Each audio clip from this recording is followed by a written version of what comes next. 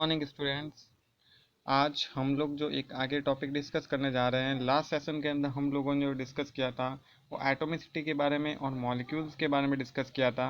इसी के आगे हम लोग एक नया टॉपिक डिस्कस करने जा रहे हैं जिसका नाम है आयंस। आगे हम लोग आयंस के बारे में बात करते हैं। एक्चुअली में जो आयंस होते हैं वो दो टाइप्स के आयंस होते हैं, एक होता है पॉजिटिव आयंस और एक होता है नेगेटिव आयंस।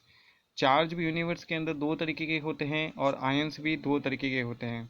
और जो तीसरा आयन होता है जिसको हम लोग कहते हैं न्यूट्रल कहते हैं, यानी उसके ऊपर कोई भी आवेश नहीं होता है, कोई भी उसके ऊपर आयन नहीं, चार्ज नहीं होता है। The charge particles are called ions, they are formed by attaining positive charge और नेगेटिव चार्ज ऑन इट। अगर किसी के ऊपर भी नेगेटिव चार्ज होगा तो उसके ऊपर माइनस का साइन आएगा। फॉर एग्जांपल हम लोग बात करते हैं क्लोरीन, जिसके ऊपर एक माइनस का साइन है, तो ये नेगेटिव चार्ज हैं।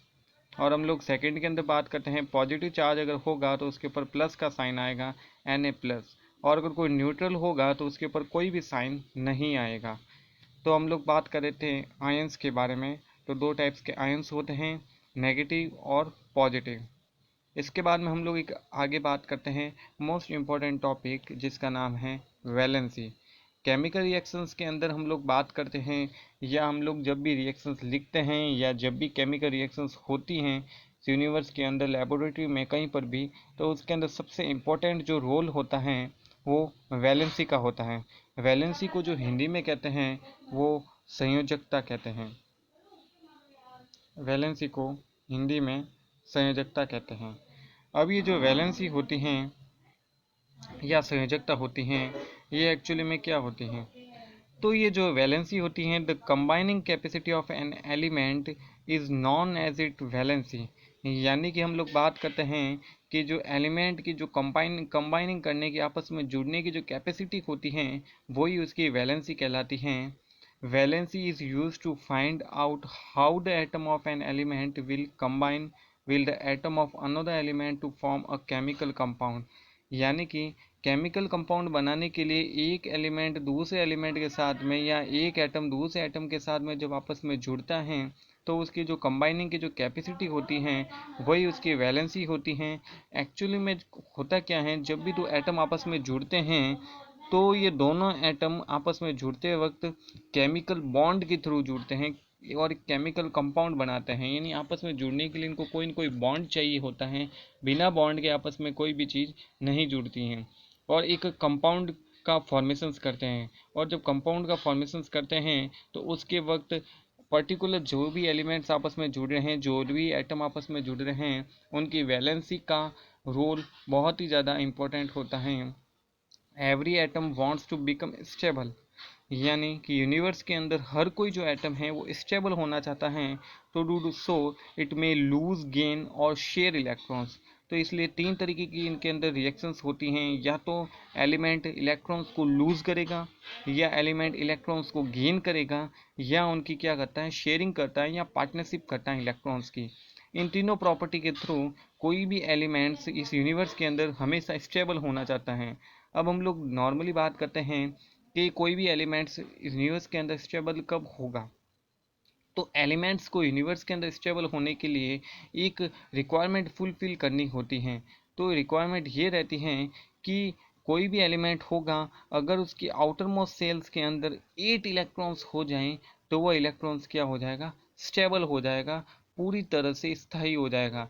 यानी हम लोग बात करते हैं कि वो एटम ना तो कभी इलेक्ट्रॉन्स लूज करेगा ना ही गेन करेगा, वो पूरी तरीके से स्टेबल रहेगा यूनिवर्स के अंदर।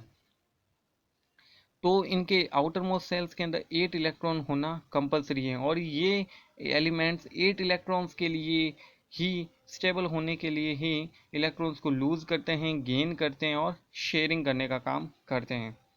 तो अब ये लूज शेयरिंग वगैरह कैसे होती हैं, कितने इलेक्ट्रॉन्स होते हैं जो शेयरिंग या लूजिंग करते हैं, तो हम लोग बात करते हैं सबसे इम्पोर्टेंट फर्स्ट पॉइंट।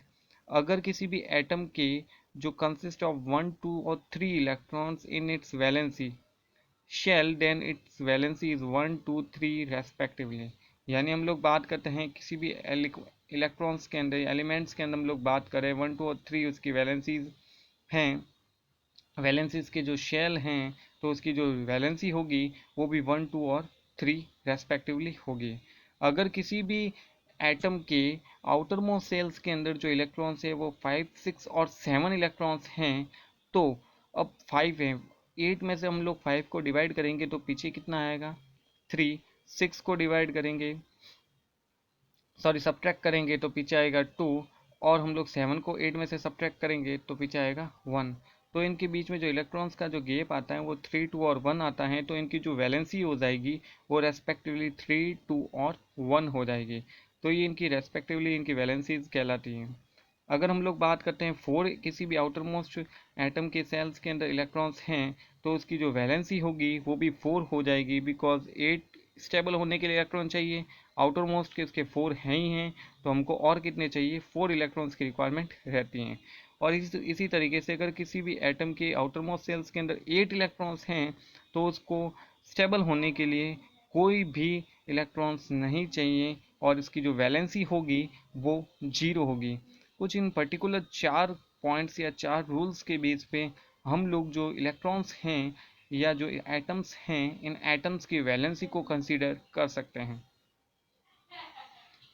तो डियर स्टूडेंट्स, आज हम लोगों ने दो टॉपिक के बारे में डिस्कस किया था, एक आयंस के बारे में और एक पर्टिकुलर एटम्स के बारे में। हम लोग उनकी वैलेंसी हैं कैसे फाइंड आउट करते हैं। नेक्स्ट सेशन के अंदर हम लोग इनकी वैलेंसीज के बारे में बात करेंगे, कुछ एग्जांपल्स के बारे में भी डिस्कस करेंगे जिनकी वैलेंसी जो हैं ये हम लोग उनके बारे में बातचीत करेंगे। तो thank you students, have a nice day.